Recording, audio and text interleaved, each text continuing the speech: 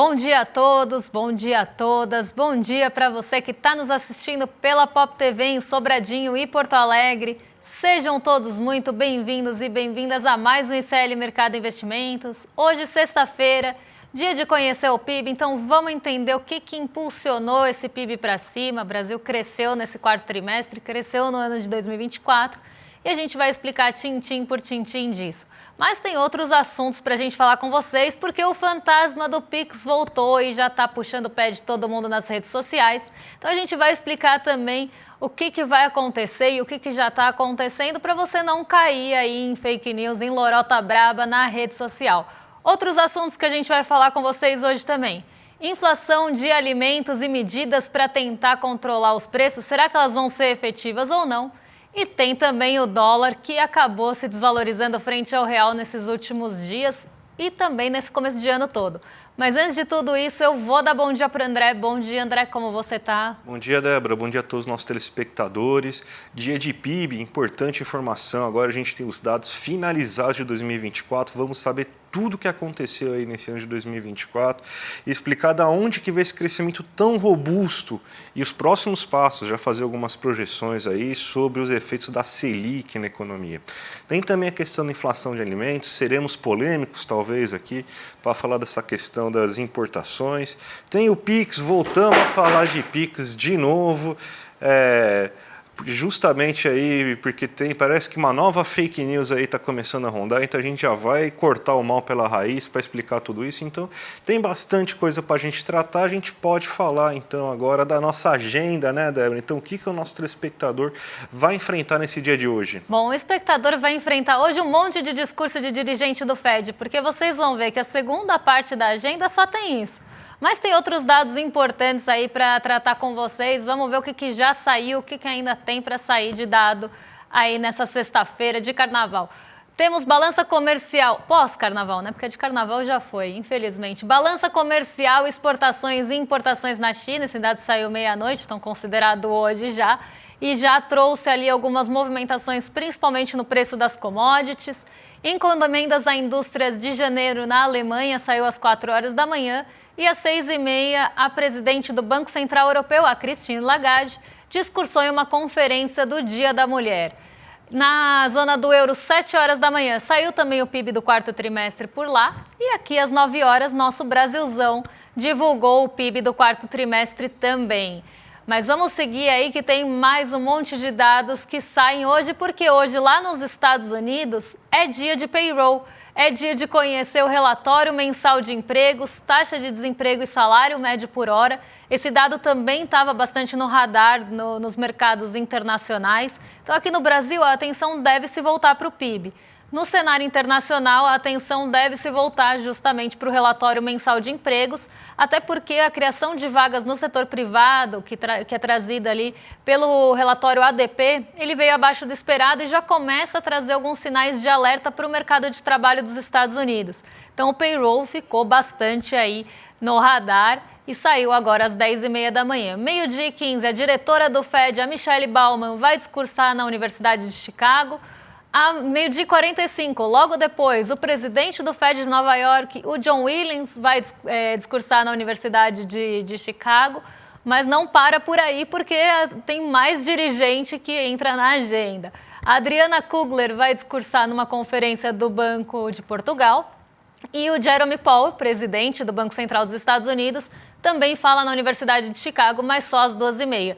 Então, como eu falei, a parte da tarde está tomada aí por dirigentes do Banco Central dos Estados Unidos e presidentes do Banco Central dos Estados Unidos discursando na Universidade de Chicago e no Banco de Portugal. Então, muito também da atenção deve voltar para isso, justamente para tentar buscar sinais ainda mais depois do payroll para onde vai a economia e a política monetária dos Estados Unidos. Ainda nos Estados Unidos, postos e plataformas de petróleo em operação. Aqui no Brasil, sai a balança comercial às 15h e crédito ao consumidor nos Estados Unidos às 5 horas da tarde.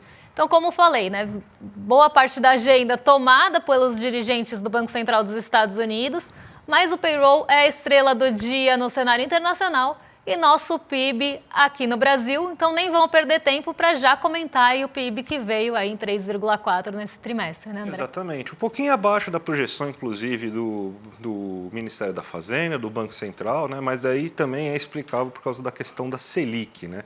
Você teve uma alta de 3,4% do PIB nesse ano, com uma alta de 0,2% no semestre, ou seja, você está tendo também um processo de desaceleração, a gente vai falar, mas boa parte de tudo que está acontecendo é justamente reflexo dos 3 primeiros semestres do ano, com uma grande alta de crescimento do consumo das famílias, você teve uma alta bem considerável dos setores urbanos, então a indústria e o comércio cresceu muito durante o ano, uma boa formação de investimento, e agora nesse último trimestre a gente vê uma desaceleração fruto da Selic. Vamos ver, começar a ver aqui os gráficos que a gente montou aqui para vocês. Ó. O primeiro gráfico aqui é a composição do PIB do quarto trimestre de 2024. Ó.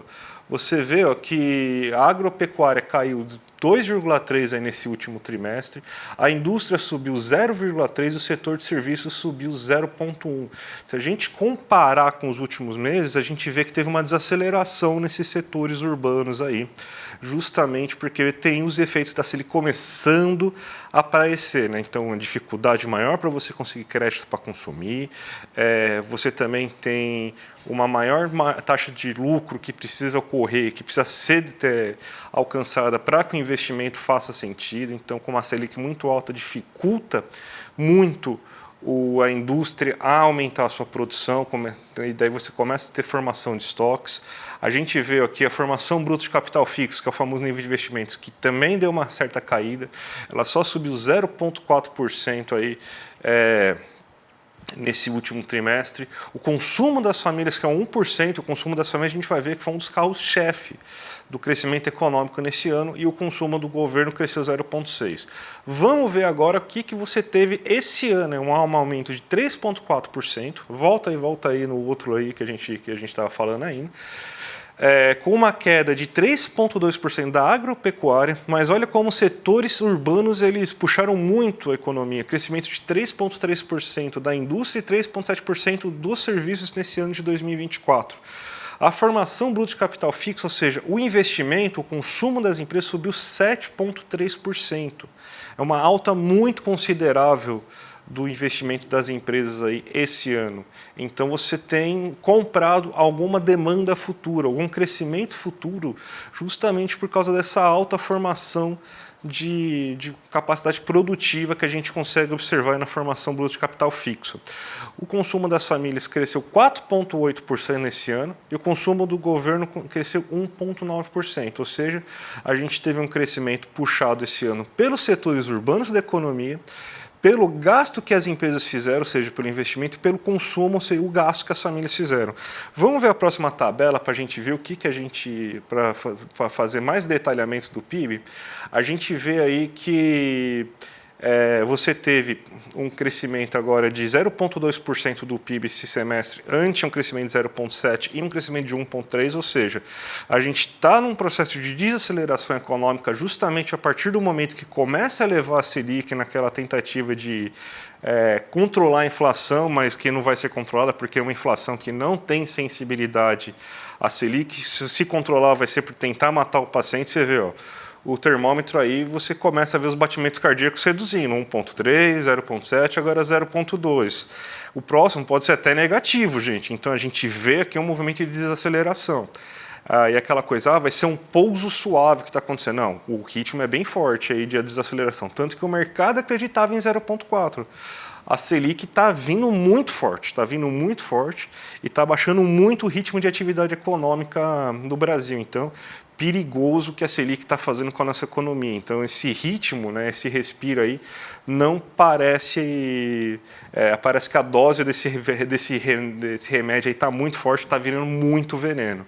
A gente vê aí que, se comparado ao mesmo trimestre do ano anterior, uma alta de 3,6% do PIB e fecha-se o ano agora em 3,4% do PIB, uma leve alta se a gente imaginar o último trimestre que estava com um acumulado em 4 trimestres de 3,3% do PIB. Você vê então que o ano 2024 foi um ano de constante crescimento econômico. A gente tem uma tabela, outra tabela aqui também, que está mostrando aqui outros indicadores do PIB bem importantes. Formação de taxa de investimento, 17%. É melhor do que a gente estava, por exemplo, nos últimos governos, mas é mais ou menos no nível de governo Lula 1, mais ou menos. A gente teve nossas melhores marcas em governo Lula 2 e governo Dilma 1. Então, a gente ainda tem espaço para crescimento dessa taxa de investimento. Muito importante. O PIB per capita teve alta de 3%, agora está em R$ 55.247. E teve também uma formação, uma taxa de poupança de 14,5%. E vamos comparar o PIB também aqui para a gente finalizar com os últimos anos, para ver como que o PIB evoluiu nesses últimos anos. Ó. Você vê aqui, 2014 estava um crescimento ainda de 0,5%, aconteceu alguma coisa em 2015, 2016, austeridade fiscal braba, né? Aí você teve duas quedas, né? A pior recessão que a gente já teve na história, 3,5% e 3,3%. Aí entra o governo Michel Temer e a gente começa a ter a economia andando de lado. Esse crescimento de 1 e pouco por cento, né? Que era basicamente o que você conseguia entregar. 1,3%, 1,8% nos últimos 2 anos do governo Temer. Primeiro ano do governo Bolsonaro, 1,2%. Falavam tanto de PIBinho, o PIBinho parece que estava aí nesse momento. Pandemia, uma queda de 3,3% em 2021. Ano de recuperação, 4,8%. É esperado que depois de uma queda tão brusca, você tenha uma recuperação, pelo menos na mesma magnitude. Então, o que aconteceu foi que 2021 teve essa recuperação. 2022, ano eleitoral, Paulo Guedes jogou as favas ao seu liberalismo econômico e deixou o Bolsonaro gastar, porque todo mundo sabe que gasto é vida e não existe risco fiscal. Na verdade, existe risco fiscal quando é um governo progressista, né? Quando não é um governo progressista, o risco fiscal fica dormindo no armário. Então, 13% aí de aumento de PIB aí porque teve gasto público. 2023, 3,2%, 2024, 3,4%. A gente provavelmente está aí uma das melhores sequências históricas aí de crescimento econômico dos últimos anos. Então, e tudo isso aconteceu porque gasto público para revigorar a economia em 2021, gasto público para tentar ganhar a eleição, perdeu a eleição ainda bem, mas gasto público para tentar ganhar a eleição em 2022, gasto público para reconstruir o país em 2023 e ainda teve agora um pouco aí de resquício aí de efeito do gasto público 2024, então a gente já vê o gasto público gerando sua própria demanda e até o setor privado crescendo bastante aí nesse momento, mas não existe PIB privado, vamos falar bem sério em relação a isso.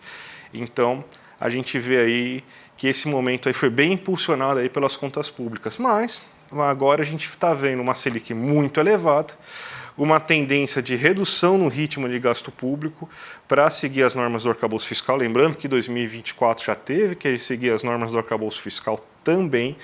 Então você vê aí que foi muito o setor privado que acabou puxando bastante, mas não vamos ver qual que é o fôlego que o setor privado vai ter com essa Selic tão elevada.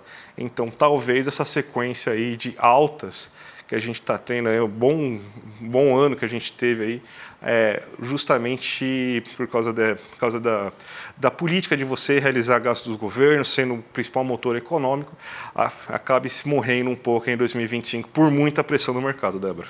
Uma coisa que acaba preocupando, né, que o arcabouço, como o André explicou, ele vai deixando muito na dependência desse investimento privado. E a gente está com um cenário desafiador para o investimento privado. Se a gente voltar lá naquele primeiro gráfico que mostra o que impulsionou ali o nosso PIB, a gente vê que foi, né, se a gente pegar no ano de 2024 em relação ao mesmo período do ano anterior, 4,80 de consumo da família, 7,30 de investimento aqui, formação bruta de capital fixo, os serviços e a indústria aqui com 3,70 e 3,30 com protagonismo também, se a gente olha pelos setores e não ali pela ótica de formação, de consumo das famílias e consumo do governo. Se a gente começa a ter essa dependência mais ali do setor privado, com uma taxa Selic crescente, uma taxa Selic que vai dificultando o cenário para esse investimento acontecer, esses protagonistas aqui que aparecem na formação do PIB, na composição do PIB do quarto trimestre, vão começar a ser enforcados. E esse é o grande desafio que a gente tem daqui para frente. Como vai equalizar isso num cenário que fica mais desafiador por conta da Selic, porque uma Selic mais alta vai atuar aqui no consumo das famílias, porque as pessoas vão consumir menos, não só pela questão de crédito, mas também pela desaceleração econômica, que pode começar a ter impacto em renda e mercado de trabalho. Na formação bruta de capital fixo também, porque para investir do lado real da economia não só vai ficar mais caro, mas como também vai ter ali uma taxa, pensando ali em custo de capital, mas uma taxa de comparação de lucro, que é o que a gente sempre fala. E se tem ali também um consumo das famílias que tem uma perspectiva de demanda menor, uma perspectiva de demanda menor dos outros setores, o investimento também não vai acompanhar, porque se você não tem uma projeção de demanda crescente, você não vai colocar o seu dinheiro em risco, ainda mais podendo ganhar na taxa Selic ou numa renda fixa pré-fixada, por exemplo. Então começa a enforcar aqui, e aí quem foi? A gente pode até falar, vai ter uma safra um pouco melhor nesse ano de 2025, então a agropecuária pode se recuperar, mas os dois protagonistas aqui, serviços e indústria, vão começar a ficar enforcados. E aí sim a gente começa a ter um freio de mão, uma desaceleração da nossa economia, e isso vai trazer reflexos para o PRIB nos próximos trimestres, como a gente já está vendo ali essa desaceleração até mais rápida do que se esperava inicialmente. Então a taxa Selic ela vai começar a atuar fortemente aí, já está atuando, mas deve continuar atuando de maneira mais forte. E aí a gente vai ver os reflexos disso no nosso crescimento e em outras esferas da nossa economia. Débora, ele voltou. Ele voltou. O Pix voltou, mais uma fake news surgindo. Então vamos já cortar o mal pela raiz, porque o que aconteceu é que o Banco Central está desativando, algumas contas inativas de CPF, empresas que fecharam. Algumas contas irregulares da Receita, e aí já está falando assim que o governo vai cortar torto e direito as chaves Pix aí, e ninguém vai mais poder usar o Pix, Mas é tudo mentira, Débora? Exatamente. Porque vamos começar do começo, gente. Vamos explicar o que está acontecendo. Ontem teve um pronunciamento do Banco Central que algumas chaves Pix que não estiverem em conformidade com a Receita, elas vão ser canceladas, vão ser anuladas, vão ser extintas. Mas o que é estar em conformidade com a Receita? Aí é que começou o embrolho, porque quando você fala, tem que estar em conformidade com a Receita, não pode ser um CPF com situação irregular, por exemplo, isso já abriu margem antes de que pudessem explicar para que as fake news começassem a viralizar em relação a isso. Então já teve gente falando que tinha a ver com não pagar tributos, por exemplo. Calma, gente, não tem nada a ver com isso, não tem a ver com o pagamento de tributos ou não, é situação cadastral na Receita Federal.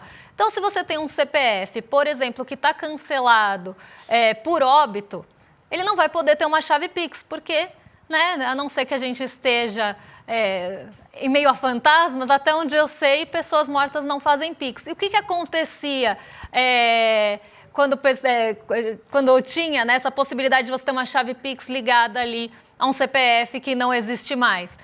Golpistas usavam esse CPF de uma pessoa falecida para aplicar golpe. Então, isso vem numa prevenção à fraude, não tem nada a ver com tributação, não tem nada a ver com a situação em relação à receita de dívidas ou dívidas tributárias. As empresas também. Se você tem uma empresa que está baixada, em tese, uma empresa baixada é uma empresa fechada, tá, gente?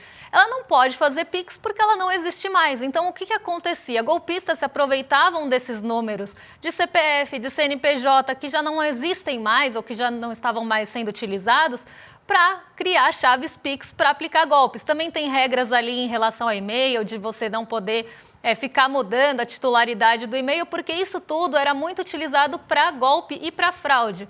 Então, essa mudança vem muito para proteger o consumidor e para proteger as pessoas mesmo de não sofrerem golpes com Pix que não deveriam existir porque não estão em conformidade com a Receita. Então, se você tem um Pix num CPF e quando você vai bater lá na Receita, o nome está errado, ele vai barrar. Se você tem um Pix de e-mail e quando bate na Receita, a conta não condiz com a conta da Receita, vai barrar. Por quê? Você está usando o e-mail ou o CPF de alguém, por qual motivo que não usa o seu?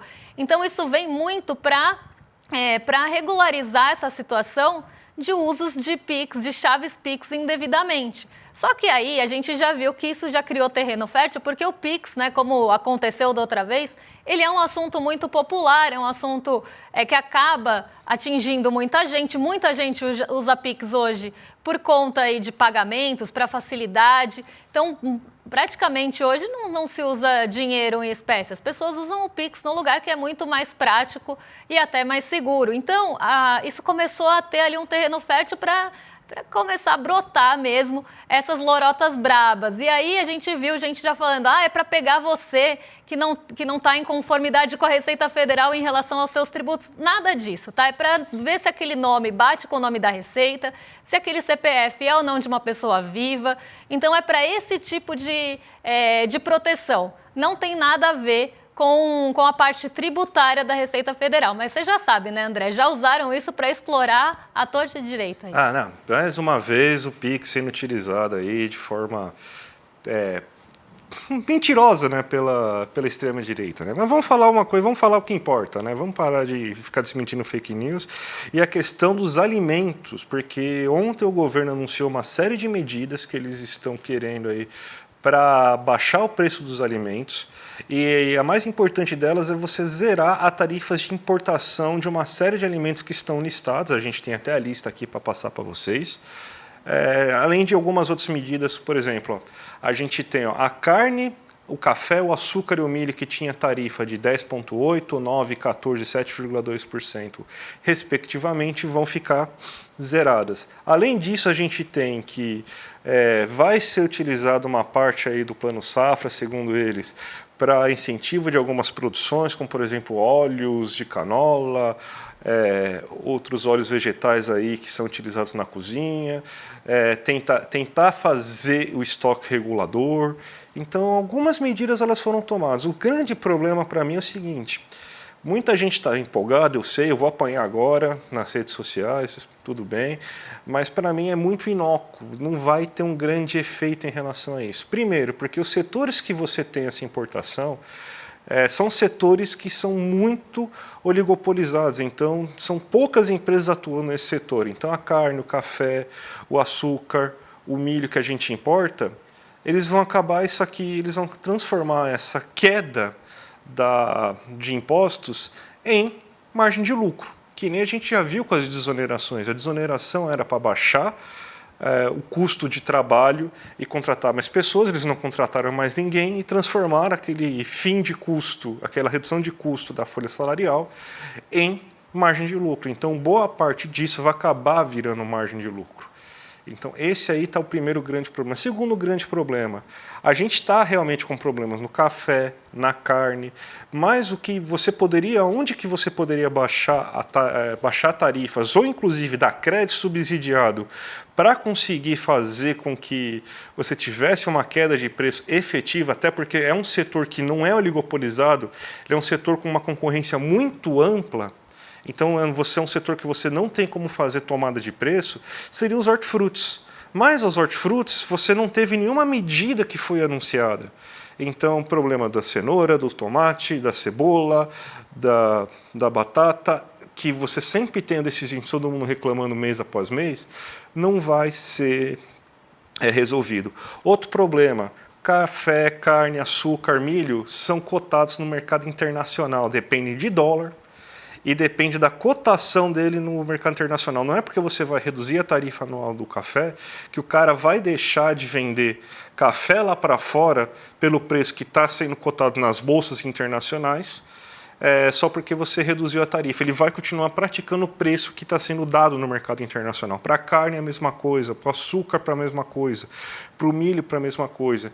Então, o final é a questão do Plano Safra, né? Que a gente sabe o que vai acontecer. O Plano Safra vai acabar destinando uma parte, mas tudo isso vai acabar virando margem de lucro, porque se fosse no Pronaf, beleza, seria muito melhor, mas não, vai ser no Plano Safra que vai ser destinado aí esses recursos. Então, também é a mesma coisa, vai ser utilizado para gerar margem de lucro. Então, é mais ou menos o governo fez assim: tem que fazer alguma coisa, vamos fazer alguma coisa, dar alguma resposta para a população. Mas, infelizmente, eu acho que não vai ter uma efetividade muito grande isso não, viu, Débora? Até o André Bolzan aqui no nosso chat falou que todo dia ele coloca os estoques reguladores nas orações dele, porque desde que o Temer acabou com os estoques, ele tem pesadelo com isso. Os estoques reguladores, eles estão entre as medidas também. A grande questão é: quanto tempo vai levar para formar esses estoques? Não vai ser imediatamente, precisa aí de um médio prazo, pelo menos, para voltar a formar esses estoques. Então, ainda tem essa questão do estoque regulador. Só que quando a gente pega as outras medidas, como, por exemplo, o imposto de importação mesmo, aqui zerado, com as tarifas zeradas, a gente sabe para onde vai esse dinheiro. O André já explicou e eu concordo com ele. Esse dinheiro ele vai virar, né, essa economia vai virar margem de lucro, principalmente quando a gente está falando de setores grandes. A gente não está falando do pequeno produtor aqui, também quando a gente está falando de plano safra, a gente não está falando da agricultura familiar, que é quem alimenta o brasileiro.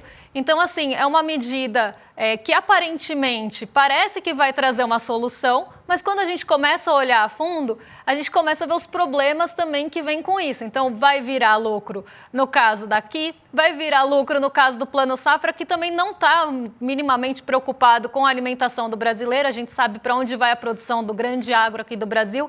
Eles já têm muito poder político, eles já têm muito poder econômico, você está dando mais poder na mão desses produtores, que tem também todo o poder econômico de transformar isso em lucro.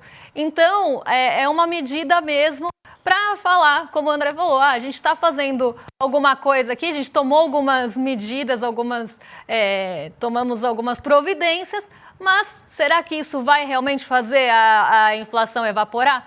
Provavelmente não. Talvez fosse melhor destinar isso para os pequenos. Né? Essa questão do estoque regulador, acho que até para a gente, não vai dar tempo da gente entrar no último assunto do Axel Dor, acho que dá um pitaco interessante, porque assim, ele fala assim, de fomento à questão dos estoques reguladores a partir desse novo momento. Então, fazer políticas de incentivos aos estoques reguladores. Talvez, se o Donald Trump continuar fazendo as pataquadas que está fazendo, a gente tem uma grande oportunidade de fazer estoques reguladores de maneira rápida. Porque uma das coisas que vai acontecer é a dificuldade de escoamento do que era vendido para os Estados Unidos com essas taxas muito altas. A China vai pegar uma parte? Talvez a China pegue uma parte aí da soja. É uma possibilidade, mas será que ela vai conseguir pegar toda a soja que a gente vendia para os Estados Unidos, por exemplo? Então, esse excedente, a gente pode comprar, o governo pode comprar e fazer estoque regulador disso. O milho, outro também. Não vai dar para a gente fazer estoque regulador de café agora, óbvio, né? Porque se já está faltando café no mundo e o Brasil for tentar comprar café para fazer estoque regulador, é que o preço vai lá para as alturas mesmo. Então é impossível agora do café.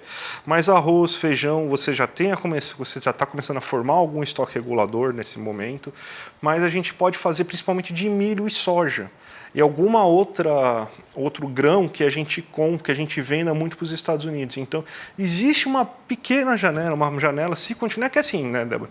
A gente sabe que todo dia o Donald Trump acorda e cancela uma tarifa, né? Ele forma uma tarifa e cancela uma tarifa. Então, o que vai acontecer de fato, né, a gente não sabe. Mas se ele continuar fazendo isso e as tarifas forem de fato efetivadas, é uma chance para fazer estoque regulador sim, viu, Débora? Quem sabe eles não começam a voltar a formar esses estoques tão importantes. Que a gente fala sempre aqui para vocês. Vamos mostrar as novidades antes da gente sextar. Uma semana bem curta, né, gente? Mas a gente vai sextar porque a gente merece, né?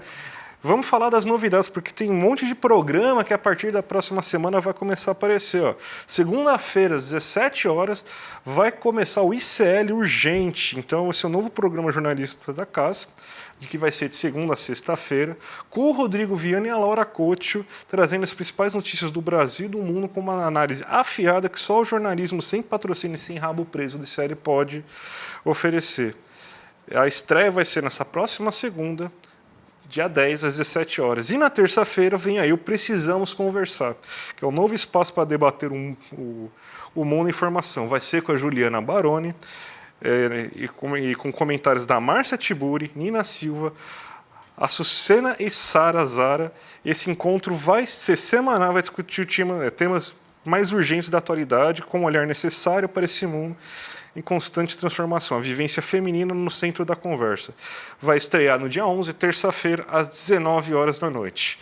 E a partir de segunda-feira, o ICL Notícias segunda edição vai começar mais cedo também, vai começar às 17h30. Então, muita novidade, né, a partir de segunda-feira. E também vamos chamar vocês aí para a grande live aí que a gente vai fazer sobre a vida do Mohamed Ali com a filha dele, a Marouane Ali, né? Então, ela vai narrar as revelações inéditas sobre o Mohamed Ali.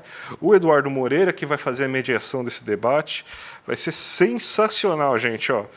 entra aqui, ó, iclmercado.com.br, é minha promessa de ontem, ainda está valendo aí, uma tentativa talvez de agredir o William De Luca ao vivo para tentar fomentar o debate do boxe esportivo aqui. Se vocês acessarem o nosso link, a gente ficar na frente deles. Vamos lá que vocês conseguem, hein, gente? Será que a gente vai conseguir ganhar essa rinha de programas e fazer uma trocação de soco aí sem perder a amizade? Não sei. Será que a gente vai trazer outra novidade na semana que vem para tentar incentivar vocês a usar esse link aqui, iclmercado.com.br, para além da violência? Também não sei. Semana que vem eu conto para vocês. Mas agora a gente tem um outro programa aqui na sequência, né? Que são os nossos vizinhos de cima. Hoje o William De Luca não está lá, mas temos Roberta Garcia e Guga Noblat já prontos para receber vocês no Rolê ICL. Então vocês estão mais que excelente companhia, porque sexta-feira combina muito com o rolê. E a gente volta na segunda, aí eu conto para vocês o que está acontecendo com o real, com o dólar. E a gente traz os outros principais assuntos dessa segundona na semana que vem. Um beijão para vocês, bom fim de semana e até mais, pessoal. Até mais, gente. Tchau, tchau. Muhammad Ali não foi só o maior atleta do nosso tempo dentro dos ringues. Ele foi o maior atleta dentro e fora dos ringues. Ele se recusou a ir a uma guerra para lutar por um país que maltratava seus irmãos negros. Ele lutou contra o racismo, ele lutou contra todas as injustiças e, por causa disso, perdeu seu título, perdeu dinheiro, mas não perdeu a honra, a dignidade e gravou seu nome para o resto da história. No dia 16 de março, um domingo às 8 horas da noite, o ICL traz para vocês a história da lenda do boxe Muhammad Ali, contada por sua filha mais velha. Uma história com detalhes inéditos, nunca antes contado em nenhum programa no mundo. Para você não perder esse encontro histórico do ICL, clique no link aqui embaixo e se inscreva gratuitamente. Chame seus amigos e amigas para participar também. Ninguém pode perder esse evento. Até o dia 16.